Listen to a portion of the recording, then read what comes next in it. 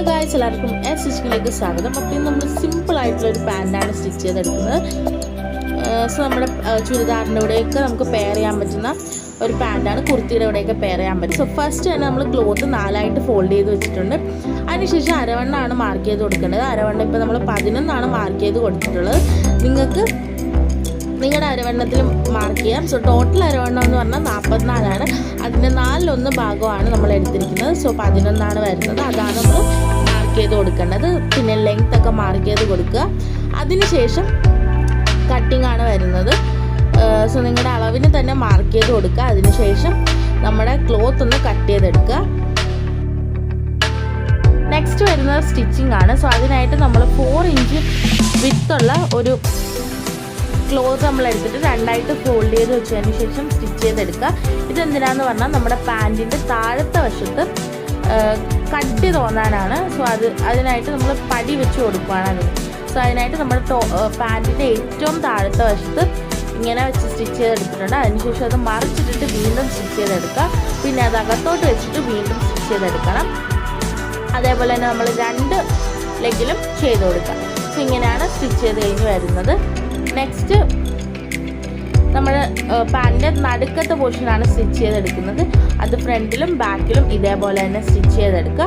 എന്നിട്ട് ഈ പോർഷൻ നമ്മൾ നടുക്കോട്ടാക്കി എടുക്കുക.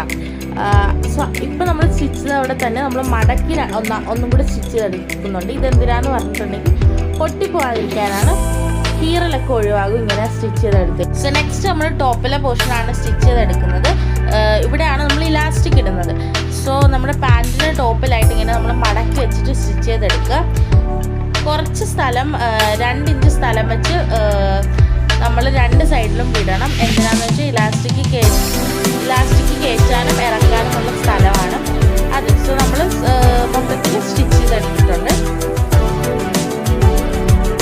നെക്സ്റ്റ് നമ്മൾ പാൻറ്റിൻ്റെ ഏറ്റവും അടിയിലത്തെ ബോട്ടം പോർഷനിൽ നിന്ന് സ്റ്റിച്ച് ചെയ്ത് തുടങ്ങുക. അതിനുശേഷം നമ്മൾ അപ്പുറത്തെ പാർട്ടിൻ്റെ ബോട്ടം പോർഷൻ വരെ നമ്മൾ എത്തിക്കണം. ഇങ്ങനെ സ്റ്റിച്ച് ചെയ്തെടുക്കാം.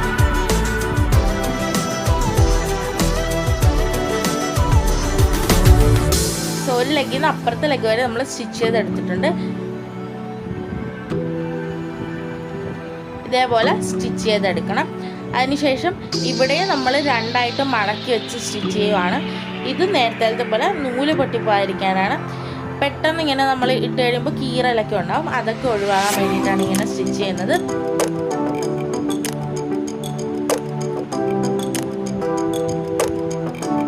സോ നമ്മൾ സ്റ്റിച്ച് ചെയ്തെടുത്തിട്ടുണ്ട്. അതിനുശേഷം ഇലാസ്റ്റിക് ആണ്. നമ്മൾ നേരത്തെ സ്ഥലം വിട്ട അവിടെ കൂടെ ഇലാസ്റ്റിക് കയറ്റി കൊടുക്കുക. അതിനുശേഷം ഇപ്പുറത്തെ വശത്തൂടെ തിരിച്ചെടുത്ത് കൊടുക്കുന്നുണ്ട്. ഇനി നമ്മൾ ആ 2 ഇലാസ്റ്റിക് വെച്ച് സ്റ്റിച്ച് ചെയ്തെടുക്കുകയാണ് ചെയ്യുന്നത്. നെക്സ്റ്റ് ഇലാസ്റ്റിക്കിനവിടെ വീണ്ടും ഇങ്ങനെ സ്റ്റിച്ച് ചെയ്ത് കൊടുക്കുന്നുണ്ട്. ഇത്രേ ഉള്ളൂ. നമ്മുടെ പാൻറ്റ് സ്റ്റിച്ച് ചെയ്തെടുത്തിട്ടുണ്ട്. സോ ആണ് നമ്മുടെ ഡ്രസ്സിൻ്റെ ഫൈനൽ ലുക്ക്. എല്ലാവർക്കും ഇഷ്ടപ്പെട്ടിട്ടുണ്ടെങ്കിൽ ലൈക്ക്, ഷെയർ, സബ്സ്ക്രൈബ്. പിന്നെ നമ്മുടെ ചുരിദാറിൻ്റെ സ്റ്റിച്ചിങ് വീഡിയോ നമ്മുടെ ചാനൽ ഓൾറെഡി ഇട്ടിട്ടുണ്ട്. എല്ലാവരും ചെക്ക് ചെയ്യുന്നുണ്ട്. ബൈ.